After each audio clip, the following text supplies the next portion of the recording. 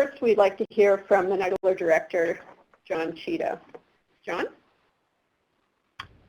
Thanks, Kathleen. And on behalf of my colleague, Pimjai Sudsawad, who will be following me, and my fellow colleagues here at NIDILRR, I want to thank you for the opportunity and thank you all for the important work that you are doing. Knowledge translation is a critical part of the NIDILRR mission and will remain a critical part of the NIDILRR mission. And in addition to funding our research and development projects and capacity building efforts, we don't see knowledge translation as optional. We see it as critical and integral to the work that we are funding.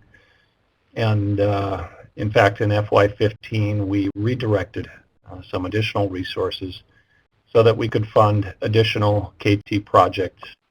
And we're excited by the work that's just getting started after having just awarded those projects here in the last few weeks. The senior leadership at ACL is also very supportive of KT efforts.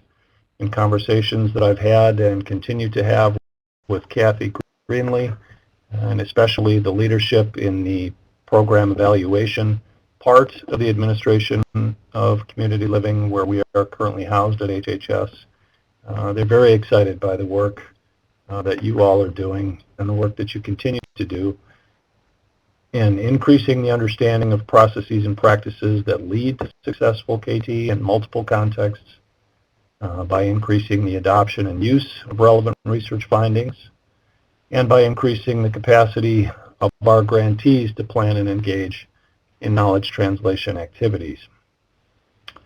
A couple of questions that I continue to be asked, and I suspect may be on your minds as well. Number one, as prospective applicants and grantees, where are we at in our budgeting process and our grant forecast publication? ACL is on a different budgeting and grant forecast publishing timeline than you may be used to when we were housed at the Department of Education. Having said that, we are very close to having an approved spending plan and very close to publishing our first notices and funding opportunities. Now, you may see the publication of those opportunities in a different place. They will certainly be located on our website as they have been historically, but our historic use of the Federal Register may be changing. And if we decide to go with a website publication and broader alternative delivery system for the public awareness of our notices, we'll be very transparent about that. ACL uses funding opportunity announcements, which are traditionally published on their website, rather than using the Federal Register, and that is a change that we are currently looking at. And again, we will keep you posted as to what our decision is for how we choose to publish our funding priorities. I think besides where is the grant forecast and what opportunities might be available to us, the second most popular question we're receiving is, will the funding priorities change?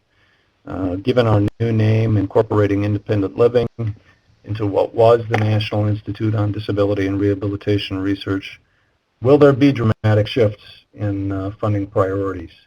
And I think the short answer to that is no. We continue to establish our own research and development priorities within NIDILRR and within the process at ACL. We have the strong support of Assistant Secretary Greenlee in doing this. Related to this,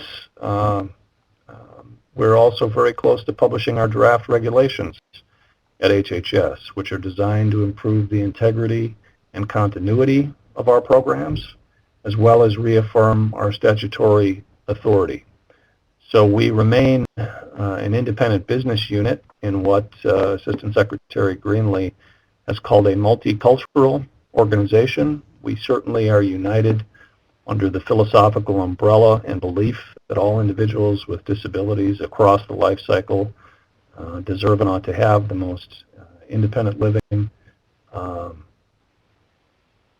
opportunities as possible. but we will also continue in that context to establish our own research priorities. Having said that, I do see opportunity, multiple opportunities, to both collaborate and coordinate with other parts of ACL, where it makes sense to leverage our collective investments. I think examples of that, we currently fund the ADA National Network. ACL has long funded the Aging and Disability Resource Centers. How can we make sure that any and all materials that are being developed by the ADA National Network are working in partnership with local ADRCs, and I think there's a strong knowledge translation component to assist in that. Our spinal cord model injury systems are now housed within the same organization as the Paralysis Resource Center, since the Christopher Reeve Foundation-funded projects have moved from another part of HHS to ACL. So I see tremendous opportunities for synergy there. And even in co-managing potentially some projects where there is strong common interest in different parts of ACL.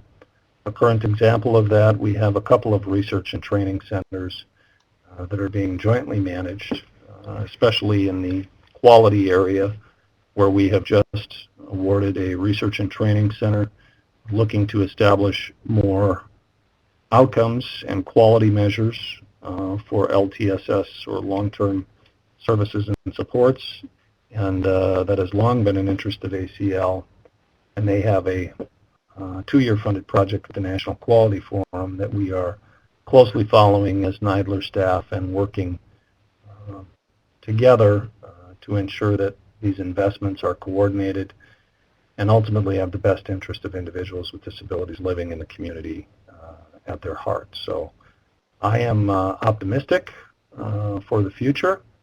I think we have landed in a good place and are moving very quickly from operational integration to more strategic integration, and confident that knowledge translation will remain a key part of the NIDILRR mission for many years to come. So